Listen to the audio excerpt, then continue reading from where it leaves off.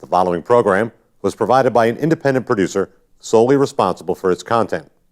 The opinions expressed do not necessarily represent the views of this station, its staff, board of directors, or underwriters.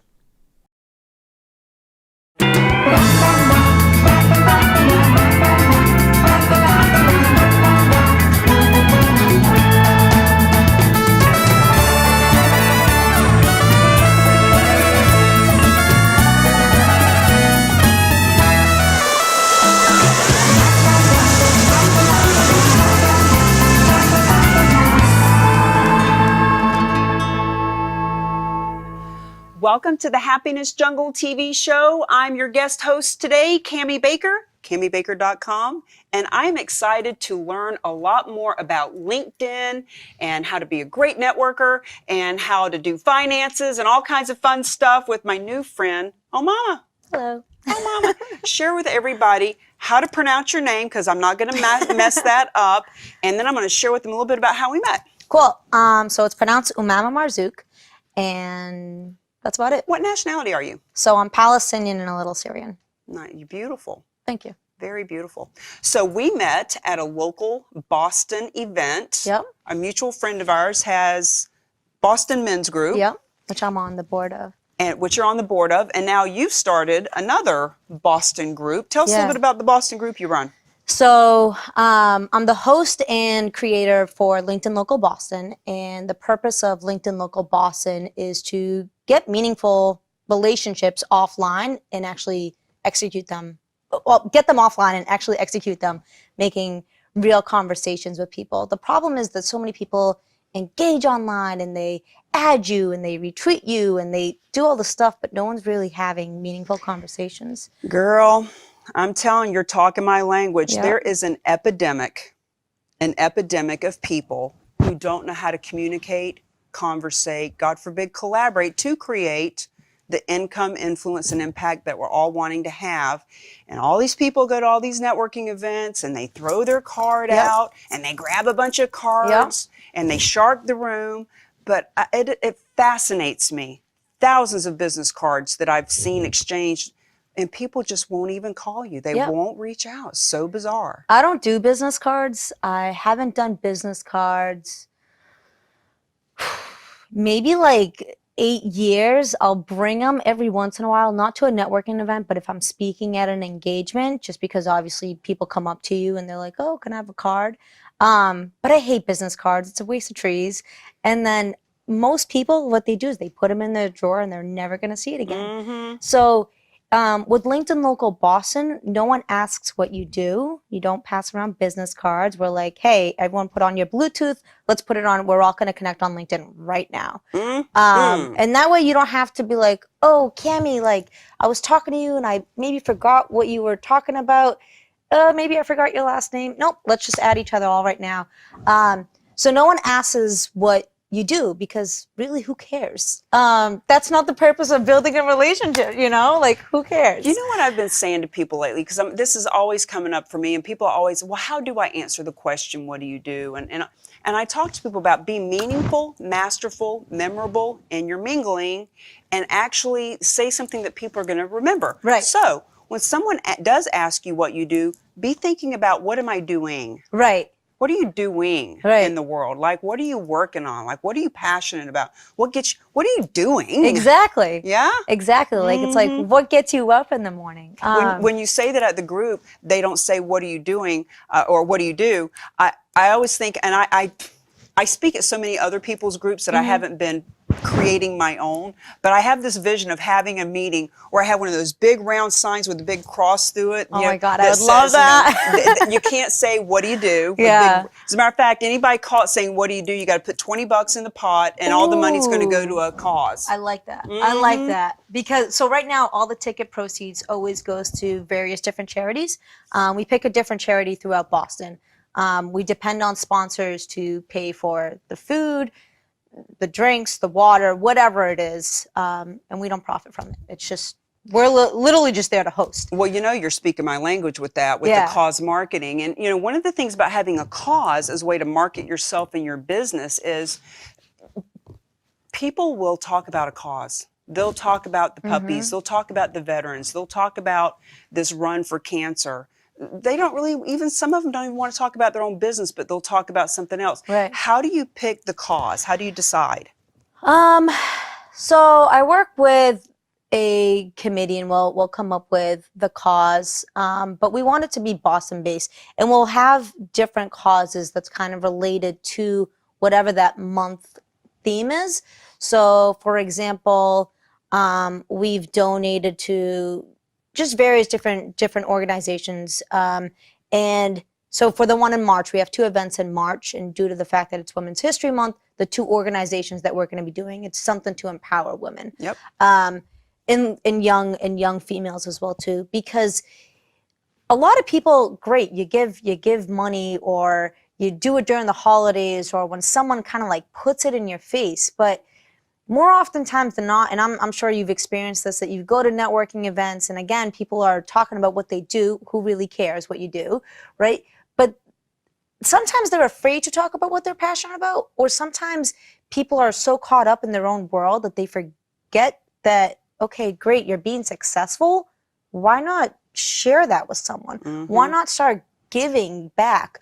I know there's a lot of people that give money for their church, or they'll do whatever it is that they're donating, but it's only because it's in front of them. So my philosophy is, if you're working, if you're having an income, well, there's a lot of people that aren't working and aren't having an income. Why not be able to give a little? Give a little bit of yourself to someone else, because maybe you're too busy and you can't give time.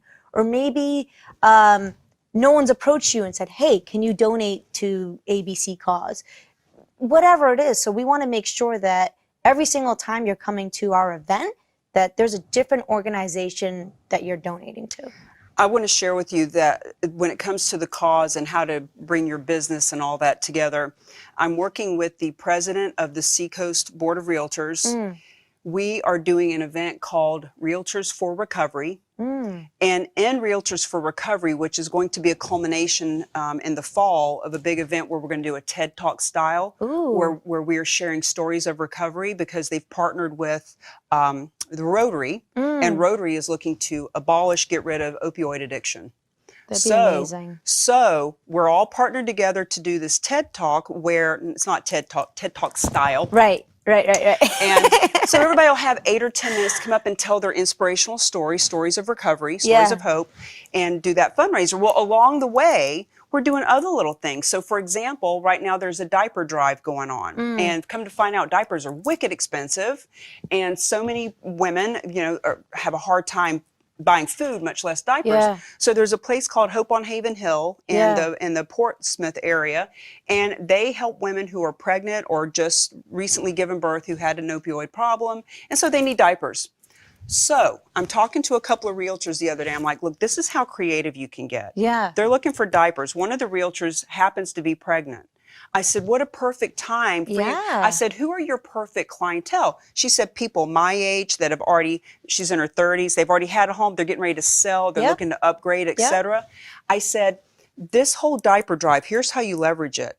I said, you have that flyer to go gather up diapers. I said, you can go into the schools, you can go speak in front of the PTA, you can go talk to Mommy and Me groups, all the Montessori groups, all the schools. In other words, these are your perfect clients.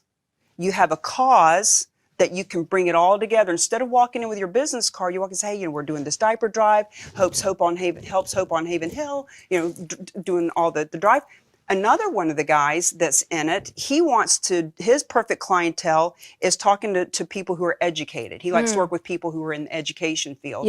I said, you can take this same diaper drive, go to the college, you can talk to the professors and the teachers and the receptionists and all those people that you're doing this. You want to put a box out in all the different buildings, and all the students can donate diapers, and you can go in and teach it because he wants to teach. So you go in and teach them how to go out and ask for donations. So in other words, being able to use that cause and that platform as a way to market themselves and their business. Exactly. It's so powerful, because nobody wants to walk in with their business card. Hey, do you want to buy or sell a home? But when you walk in and say, hey, here's this thing that we're doing. Do you want to get involved? Exactly. And now you're seen and you're recognized. I just went to Grant Cardone. You would have loved it. Oh my God, how was that? Right?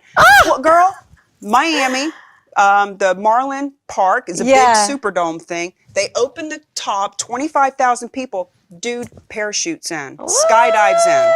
Skydives in. It was awesome. But he was saying, it's not so important who you know, it's who knows you. Yeah. It's who knows you. Right. You know, when I walk into a place and people recognize me before I even open my mouth, that's good branding. Right. That's good marketing. And that makes people want to hire you. Right. You know how that is. That's, you know, you're doing the LinkedIn. So talk more about that. Yeah. And it's a matter of, people tell me all the time, like, oh, you know everybody. And I'm like, I really don't, right? And I put myself in a position where I want to be seen, right? The more that you're out there and that you're seen and you're doing stuff, then people are going to come to you and go, hey, what do you actually do, right? I see you here, I see you there, but what do you actually do? And then I can let people know, well, okay, well, I help people with their finances. Is that something that you're interested in? But beside that, really, let's get to know you. But at least now they're interested enough to know. Right. I say all the time, if somebody comes up and says, hey, what do you do? Like they always do, because they don't know what else to say. That's very different than, you know, I see you around all the time. What do you do? Exactly. Anyway, that's when they're really interested. Exactly. And that's when you do business with them. Yeah. So like, honestly, who cares what I do, but what impact am I making? What difference am I making? That's why when a lot of people are saying, hey, you're out there and I see you all the time, you're posting and stuff. And I'm like, I'm really not out there, but I'm where I'd like to be seen. So I'm actually taking a social media hiatus I started in December and I won't be back on until March. And I actually have my assistant that's currently doing all my LinkedIn posts and stuff. Because at first I just wanted to be MIA, but my assistant has taken over my LinkedIn. So all those posts, all those things, it's me communicating to her and then her putting it out there. What's your strategy with that? Well, if you take a complete hiatus, people are going to forget about you, right? And then they're going to be like, oh, well, like, what are you doing? Also, the fact that I'm the host for LinkedIn Local, it's kind of hard to take a complete hiatus. But I just found I just started a new company. I'm doing the whole rebranding, starting up my own business, making a name for myself and getting my name attached from my previous company and stuff, which they were a phenomenal company, but I want people to know me and my company. So that's why the reason taking that social media hiatus. So I'm not caught up with what else is going on and I can actually focus on my business. Interesting. Yeah. But you don't want to be gone too long. Right. But you know, I actually was gone in 2017. Yeah. I met a guy, moved across country, was literally going to change my name for this guy. Wow. And I was gone for 7 months. People saw some Facebook Lives here and there, but I was pretty sequestered. He wouldn't even let me out of his sight. It was crazy. But when I came back, it's kind of funny. It was like they never even knew I was gone. Yeah. They never even, you know, we all think the world revolves around us and then everybody's looking at me. You know what? They really don't give a shit. Yeah. They're doing their own thing. Yeah. So it's true. And it's true that they don't really care, but they care enough to the sense that, how come you're not at this event or how come you're not there? And it's funny because there's such a difference between your real friends and your social media presence. And so some of my friends, I sent them a message, whatever, in December, and I was like, hey, I'm taking a social media hiatus. And they're like, oh, does that mean we're not hanging out anymore? I'm like, wait a second. I'm like, we're friends in real life. Like, we're still going to see each other. It doesn't mean that just because I'm not online doesn't mean that you're not going to be engaging. So yeah, I really feel that I really drive for just women empowerment, diversity, just making that other voice heard. And so if I can use social media as a presence for that other voice being heard, then people are going to, more oftentimes than not, people come up to me and they go, hey, I've gotten into the financial world because I've seen your posts. I didn't think someone that looks like me, meaning like someone that's non-white or a male or in their 50s that can get into the financial world. Or people have come up to me and said, because of you, I've been wanting to sit down with my family and talk about budgeting and talk about hey, how do we game plan? What's our exit strategy when we want to leave the business, or when we retire, or when we pass away? What are we doing? So the more that you're out there and you're actually doing stuff, not just like, hey, come out to this event or whatever it is, but you're making a difference and doing stuff in the community, more people are more likely gonna come to you and say, okay, what can I do, and how else can I be a part of like your network? Well, when you're talking about that, because of you made me think of this, this, and this. Yeah. I mean, we're making fun of what do you do, but the fact is, what do you do? In other words, all of these things are wonderful, and the best way to help poor people is to not be one. So there's something that you're doing to generate income. Well, hey, Yeah, listen, no, it's true. The more It's true. the more abundance you have, the more you can share. Exactly. You can't help someone who's poor when you're poor too. In Right. other words, you got to have a way to raise people up. Right. So, you're clearly not poor. You're clearly successful and got a lot going on. So without saying, what do you do? Who do you serve? Who do you serve? Ooh, Cammie. Who do you Okay. serve? I like the question. So, I serve women, mostly minorities, so people like diverse backgrounds, business owners, veterans, families, and I want to be able to serve people that no one has really ever come up to them and talked about what's your game plan? What are you doing? What are your goals?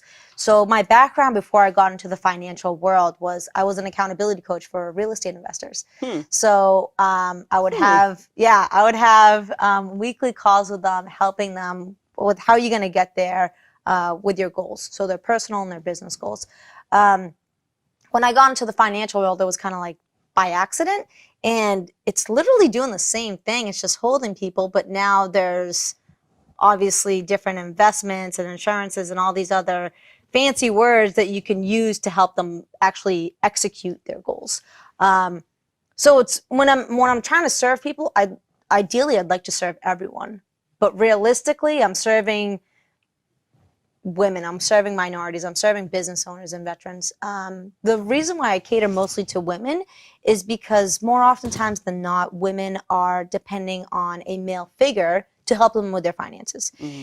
And when either that person passes away or that person, they get a divorce or whatever the reason is, women more oftentimes than not are just go like, now what do I do? So I want women to walk around feeling empowered and walking around with their head held high, knowing, hey, I got money in my pocket. I got money in the bank. I'm actually good financially. Because what's the number one reason why people go to divorce? Money, right? What's the number one reason why so many things go away is because of financial reasons. So if you can have a good head on your shoulders and know that your money's right, you can walk around saying, how can I actually serve you today, instead of saying like, what was me? Or whole different energy. Exactly. So I like to ask people like, those who I'm serving or those that I'm helping and whatever it is, how can I help you get into your great today? So when you're focusing on, I want to be great today and every other day, it changes the dynamic of the conversation. I have attracted in the past year, you make about 6 or 8 women who are in finances who are there because women are underserved. And usually there's a story behind it in that they got a divorce and realized they were in trouble, or somebody passed away and they realized they didn't know what was going on, etc. What's the story for you that puts you in that place? So never been married, so never been divorced. But finance, it wasn't ever really talked about when I was a kid. I knew that we had it. I knew we were like financially like blessed, but it wasn't a matter of a topic. I was actually the person my freshman year of college, I used to lose paychecks all the time, right? And I'd be like, oh, like whatever.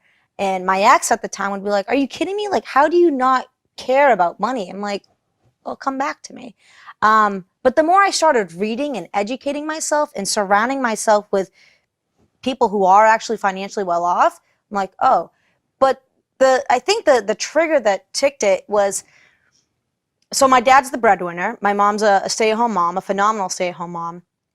And there's definitely a huge difference with the dynamic. And when my Dad decided that he wanted to become one of my clients. I was like, cool, is mama involved? And he's like, why does she need to be involved? I was like, I don't think you understand the nature of my business. I won't do business with you unless mama's involved. And he was just kind of like on a time constraint, and he's like, well, I need to get this done and stuff. I was like, all right, cool, let's have mama sit down.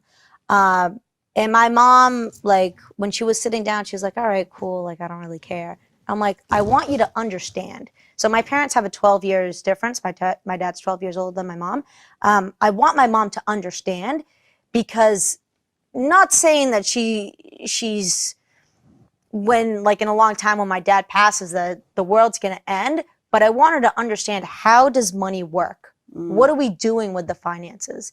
And again, it's not something that's talked about, because it's like, it's there, but it's a matter of, well, what can you do to make sure that it's always there? Well, money is such a taboo, you know, like you said, you know, people get divorced because they're fighting about it, and they fight about it because they just aren't communicating about it, you know, and to your point, kids are not educated about it. Women are left in the dark a lot of the time. So there's just such this taboo stigma. And I mean, even, you know, employees don't talk about it. They talk about how they don't have enough of it, but they don't talk about how they can make more of it. But it's such a taboo. So speaking of that and education and things, you speak?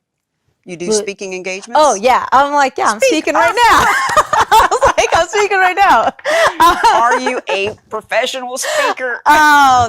So yes, I do public engagements. I haven't signed up for the National Speaking Association yet, but that is on my to-do list. It's on my to-do list too. Yeah. I haven't done it yet. I'd like to, my end result, I guess, would be an internationally known person. And I'd want to be able to go around the world and actually educate people about the environment. So the financial part is the stepping stone. When you educate people about their finances, everything ties in together. And I'd want people to, there's absolutely no reason why we shouldn't have clean water. There's absolutely no reason why we shouldn't have the basic necessities for human life. And I want people around the world to be able to have that same thing. But when you can empower this and empower this means money, not my hips. But if you can empower my booty, if you can empower both, then all you're doing is you're just creating that generational wealth, opposed to that generation that just might have skipped someone else. So my whole philosophy is generational wealth, but generational wealth doesn't just mean finances. It means mental wealth. It means your environmental wealth, your spiritual wealth, everything around you. And that's true wealth. And that's what I'd like to do. I'm going to guess that your rebranding, your new company, is going to encompass all of the different ways of being wealthy. Yeah. T. Harv Eker has a book, Secrets of the Millionaire Mind. That book is phenomenal. Right? I've read that book numerous times. It's amazing. About 15 years ago, I read it coming from the East Coast to the West Coast, literally read it going across the country. And there was a chapter in there that I have talked about hundreds of times about the difference between rich and poor. And you always have to preface it that rich doesn't always mean money. Correct. It can mean family. You can be rich in family, rich in health, rich in spirituality, etc. Yeah. So the difference between rich and poor people is that poor people think in either or, meaning if I had the choice of being rich or good, I would choose to be good. And I'm from the South, Southern Baptist stuff going on. I can remember those conversations where it was almost like a choice. You were either a good person or you were rich. And you couldn't be, but rich people think all inclusive. Well, when I'm rich and good, look at all the good I can do. Hence the best way to help poor people is not be one. So the more money I have, the more good that I can do. And so it's just a very different mindset of how can you do good and be abundant so you do more good. And it's true. So my favorite author is Jack Canfield, and absolutely love him. So the Success Principles and the Aladdin Factor are like my to-go books. And just in the Aladdin Factor, and I might be biased, and I was like, oh, the Aladdin Factor, I'm Arab, let me get this book, right? But so the Aladdin Factor, it's really like creating what you want. And when you live that life of, I'm going to wake up every day and I'm going to live that life of abundance, it's going to come to you, right? Every single person has bad moments. I don't want to call them days, because your whole day isn't bad, right? So everyone has bad moments. But if you actually reflect on like, hey, today's a good day. Like, great, I drove 2.5 hours here. I got to be on a show. People are watching this. What a great day. I'm in front of you. Just focusing on that abundance, and it's going to continue creating more and more abundance.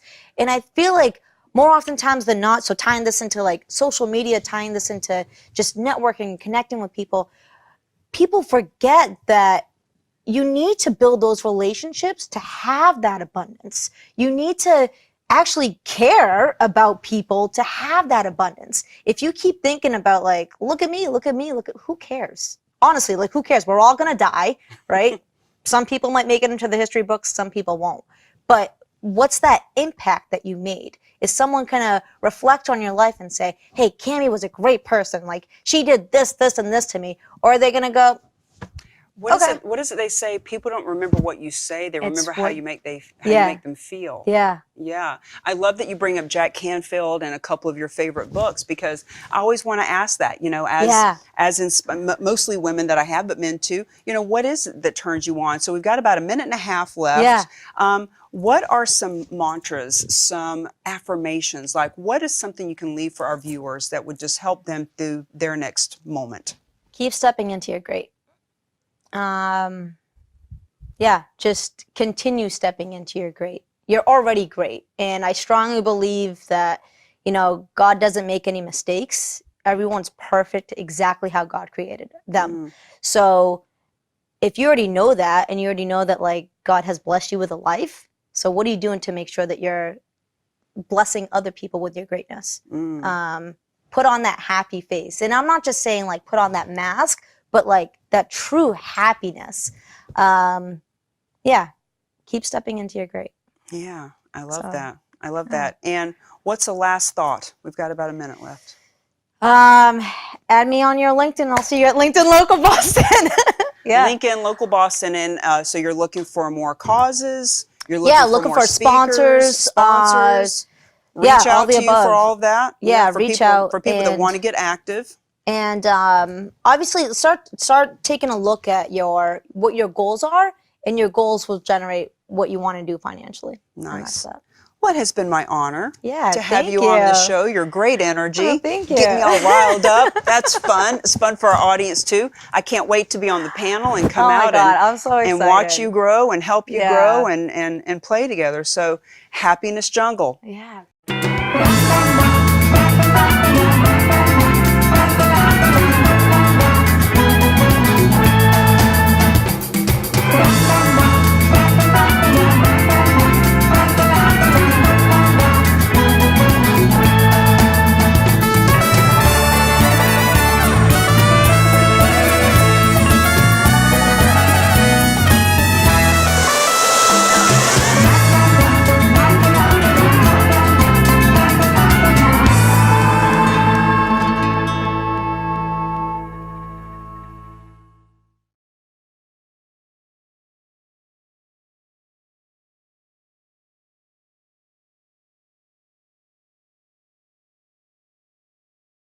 The preceding program was provided by an independent producer solely responsible for its content.